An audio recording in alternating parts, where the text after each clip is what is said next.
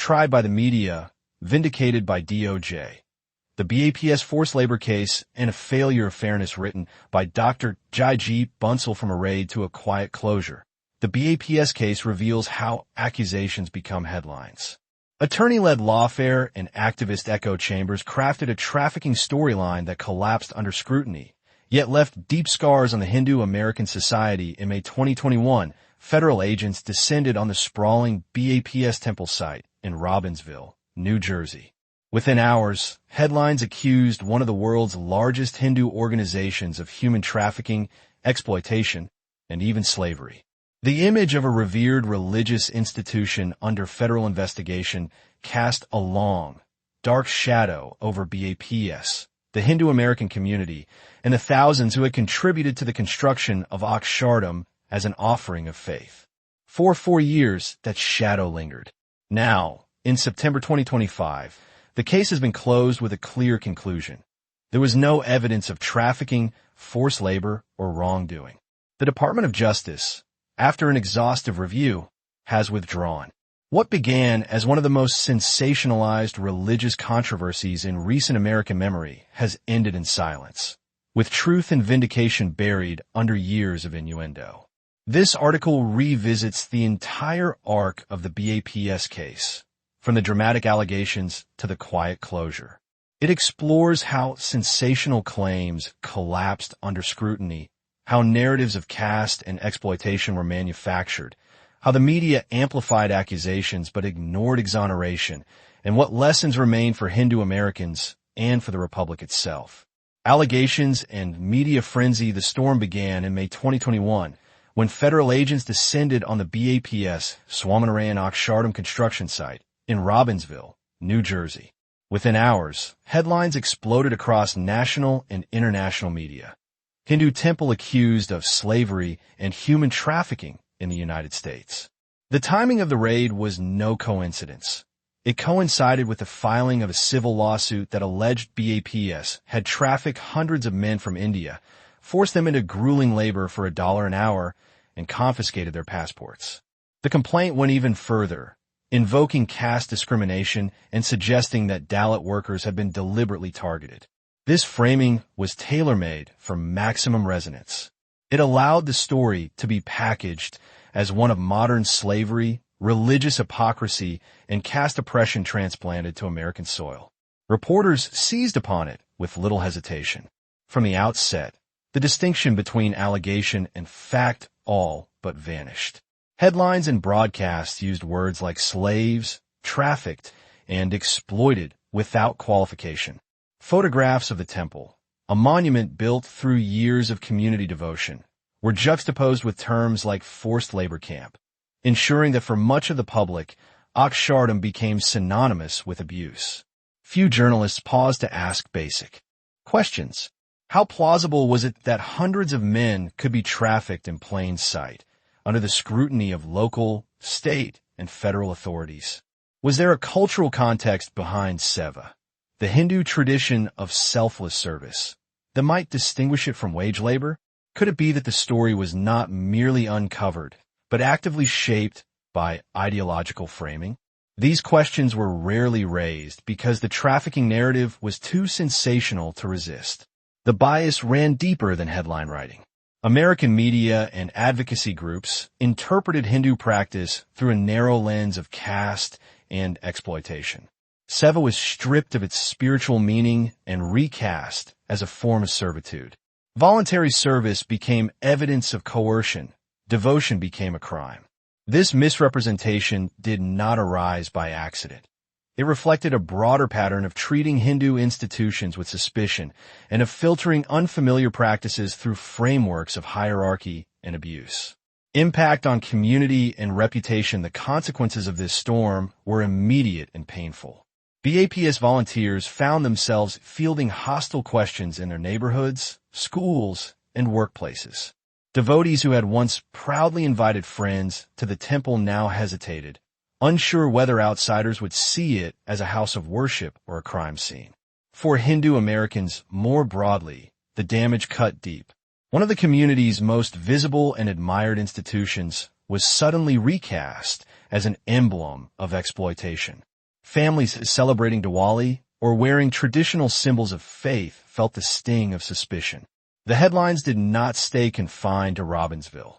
They followed Hindu Americans everywhere, attaching stigma to their faith identity. Local scrutiny magnified the pressure.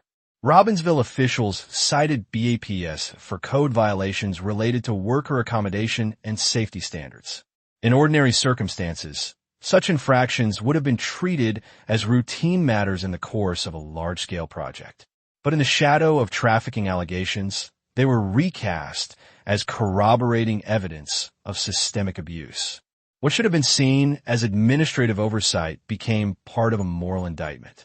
Even when the case began to collapse with no evidence of trafficking, the harm to the community persisted. Accusation had been spectacular. Vindication came quietly. The stain lingered, shaping perceptions long after the facts had shifted. For many Hindu Americans, the lesson was sobering. In the court of public opinion, their community could be presumed guilty until proven innocent, and even then, innocence might not be enough to erase the shadow of suspicion. The lawyer's role: manufacturing a narrative according to multiple reports. Attorney Swati Sawant's role extended well beyond routine filings. From the outset, her legal strategy was portrayed as less about establishing verifiable facts and more about crafting a sweeping narrative calibrated for media and activist networks. The complaint itself was described as reading like a manifesto, laden with language about caste-oppression, trafficking, and slavery, terms with immediate moral force, but, as reported, unsupported by rigorous proof that ultimately failed to materialize. Multiple plaintiffs later alleged that Sawant and her associates had coached them into making claims they did not fully understand, promising benefits and protections if they cooperated. Some describe how their statements were crafted to fit a narrative that would garner maximum attention in the press and sympathy from advocacy groups. Such tactics may have served her short-term objective of generating headlines, but they raised serious questions about the ethics of using vulnerable individuals as instruments in a broader ideological agenda. By framing seva as forced labor and recasting Hindu religious life in the idiom of exploitation, Sawant effectively weaponized America's legal system against a faith community. She did so not by carefully building a case, but by importing stereotypes of caste and servitude into a context where they did not belong. The eventual collapse of the case exposed not only the weakness of the claims, but also the recklessness of the lawyer who had packaged them. What was presented as a fight for justice increasingly appeared to be an exercise in narrative engineering. Organized syndicates and narrative engineering. The BAPS case was amplified not by chance, but by design, through a coalition of organizations that together manufactured a compelling but misleading story. At the center was Equality Labs, which issued a bold press release framing the case as a grave caste discrimination incident and used hyperbolic claims of $1 an hour forced labor to stoke outrage. Their tone moved quickly from allegation to moral certitude, setting the agenda for media and public discussion. Hindus for Human Rights, H4HR, played an equally damaging role. Widely recognized as a proxy for George Soros's Open Society, the group cloaks itself in a name suggesting advocacy for Hindus, yet it neither represents Hindu interests nor upholds genuine human rights. In the BAPS case, H4HR uncritically echoed the trafficking and exploitation rhetoric, reinforcing a false narrative instead of interrogating facts. By amplifying these claims, it helped convert unproven allegations into seemingly credible charges, providing cover for a broader campaign of distortion. Into this mix stepped the Ambedkar King Study Circle, AKSC, which consistently frames caste discrimination in America as a systemic oppression requiring aggressive redress. AKSC's messaging in this case not only identified BAPS as a symbol of caste apartheid, but positioned themselves as moral arbitrators in an American context deeply unfamiliar with India's social dynamics. Their contributions included public statements, social media campaigns, and framing guides that media and lawfare actors could reuse. These actors did not merely support one another. They operated as parts of a coordinated ecosystem. Legal documents quoted activist framings. Media covered activist talking points as if they were neutral facts. And public opinion was steered by repeated refrains of caste abuse. Even as the case against BAPS began unraveling, the syndicate's echo chamber continued pushing the narrative, rarely acknowledging errors or retractions. Because these organizations presented themselves as guardians of civil rights, their amplification was especially powerful. They turned the case from a contested legal matter into a moral movement, making dissent appear as complicity. Yet their credibility remains untested. They offered little correction when the case collapsed. In the end, the BAPS mess was not just a failed lawsuit, but a testament to how advocacy networks, media, and lawyering can combine to defame a community under the guise of justice. Seva, misrepresentation, and the crumbling case from the very beginning, BAPS firmly rejected the framing of its volunteers as trafficked laborers. The organization explained that the men from India were engaged in seva, a Sanskrit term meaning selfless service. In Hindu tradition, seva is not employment, but an offering of devotion.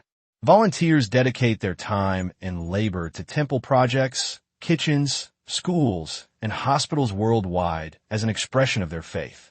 They typically receive food, lodging, and community care, but the act itself is understood as spiritual, not contractual.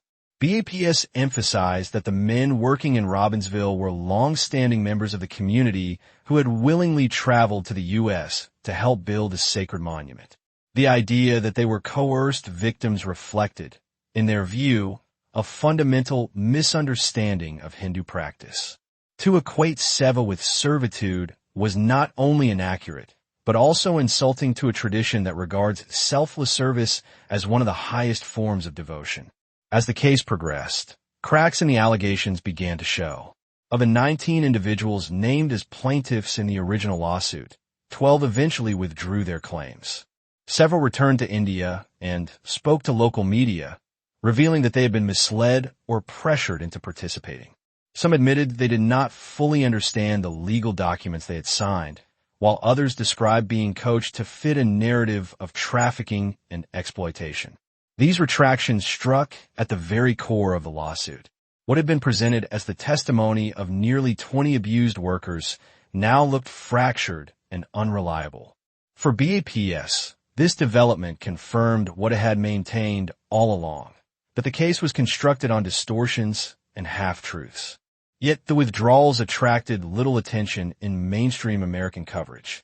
The sensational accusations of 2021 were treated as fact, but the unraveling of those claims barely registered. This imbalance left the public with a frozen image of guilt, even as the factual foundation collapsed. For BAPS and the broader Hindu-American community, the episode was both vindication and warning. The truth was emerging, but it was emerging too quietly, overshadowed by the louder echo of accusation. DOJ closure. Vindication at last. In September 2025, the Department of Justice quietly announced what BAPS and many in the Hindu community had known all along. There was no evidence of human trafficking, forced labor, or criminal wrongdoing at the Robbinsville temple. After 4 years of intense scrutiny, the government walked away without charges. The announcement lacked the drama of the 2021 raid. There were no flashing headlines, no breathless news segments, no international coverage. Instead, vindication came quietly in a brief statement, almost buried in bureaucratic language. Yet for those who had endured years of suspicion, the meaning was profound. For BAPS, the closure was more than legal relief. It was moral exoneration. The case that had threatened to define the organization's identity in America had collapsed. What remained was not guilt, but a sobering lesson. In an age of instant outrage, accusations echo louder than the truth. Indictment of a broken system, the closure of the BAPS case is more than the end of a lawsuit. It is an indictment of how America's institutions can fail a peaceful minority. A Hindu religious organization was raided, shamed, and slandered in the press, only to be quietly cleared years later. That trajectory should trouble anyone who believes in fairness. The legal system was the first weapon drawn. Attorney Swati Sawant stitched together unverified claims into a sweeping narrative designed to inflame rather than prove. She coached vulnerable individuals, misrepresented seva as servitude, and handed activist groups a ready-made script of trafficking and caste-oppression. Those groups then recycled her allegations as fact, turning the courts into theaters of ideology rather than forms of justice. This was not the pursuit of truth. It was lawfare designed to generate headlines, leaving a peaceful minority community defenseless against distortion. The media became the echo chamber. Outlets, such as the Associated Press, rushed to print the most incendiary charges, branding BAPS guilty before a shred of evidence had been tested. Words like slavery and trafficking dominated headlines, while basic context about Hindu practices was ignored. When the case finally collapsed years later, exoneration was covered only in muted tones. Accusation was front-page news, vindication a buried footnote. By privileging spectacle over accuracy, the press ceased to inform and instead deepened prejudice, leaving Hindu Americans stigmatized long after the fact had unraveled. Yet even after the Department of Justice closed the case in BAPS's favor, accountability has been non-existent. Sawant has not been called to answer for her unprofessional conduct, nor has there been any discussion of whether her license should be suspended or revoked. The activist syndicates that once trumpeted her charges have remained shamelessly silent, offering neither retraction nor apology. The media, which plastered allegations across headlines, has been equally mute in the face of exoneration, refusing to correct the record or acknowledge the harm done. A campaign that inflicted years of stigma on an innocent community has ended without a single consequence for those who engineered and amplified it. At its core, the BAPS saga reveals how bias can masquerade as principle. Hindu Americans, a community known for seva, peace, and civic contribution, were cast as exploiters because it fit a ready-made script of caste and servitude. Their dignity was collateral damage in a larger ideological campaign. Above all, this case is a warning. Religious liberty, though guaranteed by the Constitution, is not immune from erosion when prejudice shapes narratives. If America is to live up to its founding promise, it must guard against such miscarriages, where minorities are tried in the court of public opinion and vindication arrives too late to undo the harm. Conclusion. Truth alone triumphs from the dramatic raid of 2021 to the quiet closure of 2025. The BAPS case charts a revealing arc.